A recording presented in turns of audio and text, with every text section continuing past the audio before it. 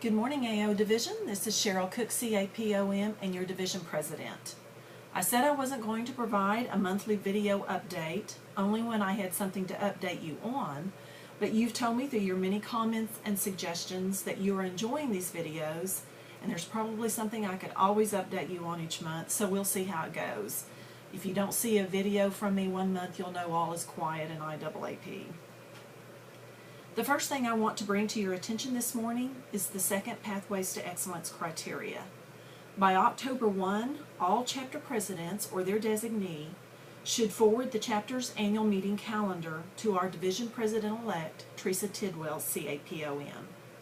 I want to encourage you, chapter presidents, to not just send an email to Teresa outlining your meetings and events, but send it to her in a Word or Excel format instead. She also is asking that you break down your meetings into the 6 categories listed on the Division of Excellence evaluation form, and if you can't find that information, contact Teresa and she'll be happy to help you with that. Also, there is no need to wait until things are due to forward the criteria to Teresa. For example, if you already have your budget put together for this year and you've had your financial review or audit performed, which is criteria number 3, you can go ahead and send that to her.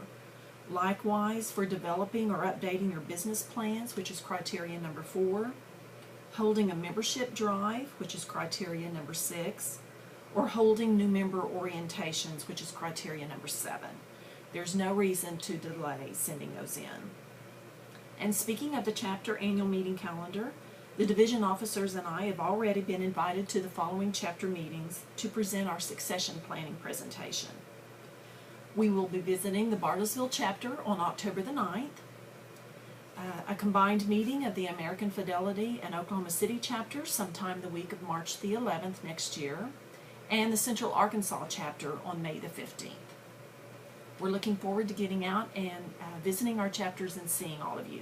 If you haven't invited the division officers yet to one of your meetings, I encourage you to do that soon.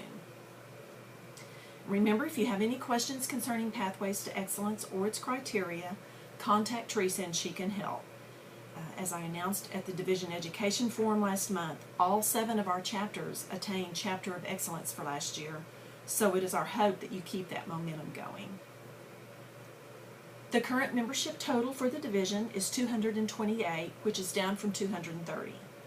However, since August, we've had several new members join us, and they are Charles Crutcher joining the Oklahoma City chapter, Deanna Cardenas also joining the Oklahoma City chapter, Carla Grant joining the Central Arkansas chapter, Todd Walters joining the Razorback chapter, and then Nicole Henderson joining the Central Arkansas chapter.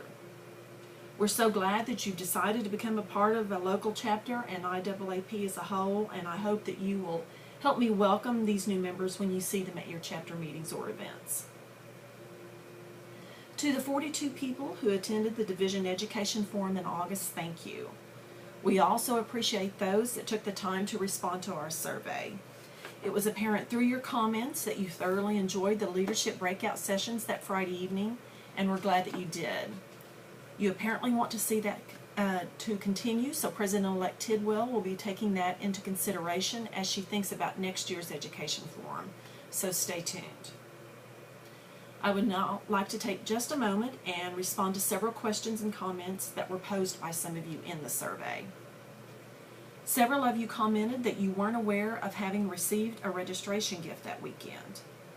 Everyone should have had a votive candle at your place setting on Saturday morning that had a Be the One logo affixed to it.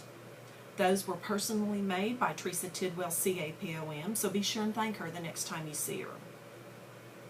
Also, some did not understand about the fundraising opportunities. The tables in the back of the room with jewelry, wine baskets, and etc. on Saturday were provided by the various chapters and the division to help raise money either for that particular chapter or, in the case of the division, for IAAP's foundation, of which $192 was raised and sent to the foundation on behalf of the Arkansas-Oklahoma division. 2 attendees commented that they would have liked to have been able to register for the education forum using PayPal. When I attended the incoming division president's conference in April, We were cautioned and asked not to use any kind of service that charges a fee for any event. Therefore, the division will not be using PayPal for any of our meetings or events. We hope you will understand our decision on this because we always want to bring you these events at the lowest cost possible, and when we have to tack on service fees, although minimal, it drives the cost up. Someone else inquired as to why she only received one recertification point for Jamie Ward's 1.5-hour Microsoft 2010 presentation. For those of you that are certified, you should have received 2 research certificates that weekend. One for Jamie's presentation, where we received 1.5 research points, and another for Jay Donahue's presentation, where we received 1 research point. So please review your research certificates carefully. Referencing the certification breakout sessions on Friday evening, another person made the comment on the survey that members are required to take the OM exam before they can obtain the TA designation. However, that is incorrect. One must have the CAP rating before applying one of the specialties, either OM or TA, but you are not required to be a CAPOM before testing for the TA. I would encourage anyone that has further questions concerning our certification program that you reach out to the Division Certification Chair, Michelle Clayton, CAPOM, and she will be glad to help you. By your comments, all of you seem to enjoy Jamie Ward's presentation, and I know she appreciates that very much. It's sometimes hard to step outside of your comfort zone, so Jamie, thank you. You did a great job.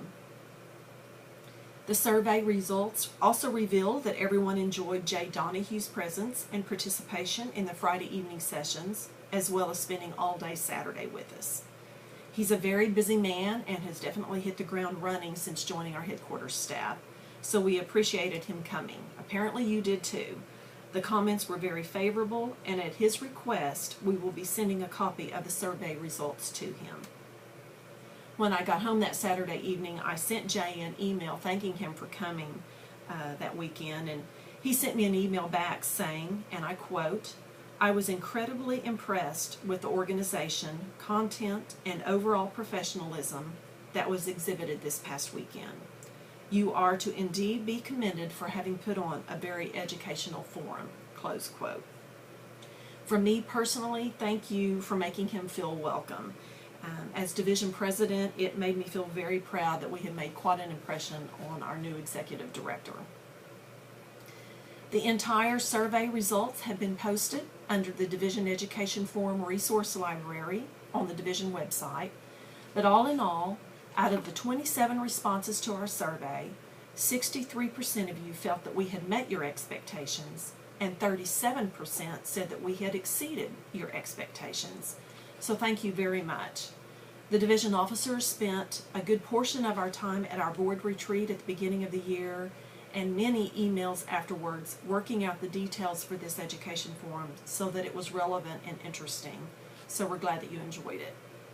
The total cost expended by the division for the forum was approximately $2,700, and because our desire is to give back to our members, we were able to do that thanks to a very financially successful 2012 division annual meeting in June. Now on to other things. Have you noticed that you can already make your hotel reservations for the 2013 division annual meeting in Norman next June? If you've been checking out the division website, which I hope you have, you should have found a link that will take you right to the hotel. I know the American Fidelity chapter is meeting regularly as they prepare to host that meeting, so join me and the other division officers as we get our game on. While you're at it, you can also make your hotel reservations for the 2013 EFAM in Anaheim, California, July 27th through the 31st. That link can be found by logging on to the division website, clicking on the IAAP Community Home link at the top of that page, clicking on Member Tools, then Events.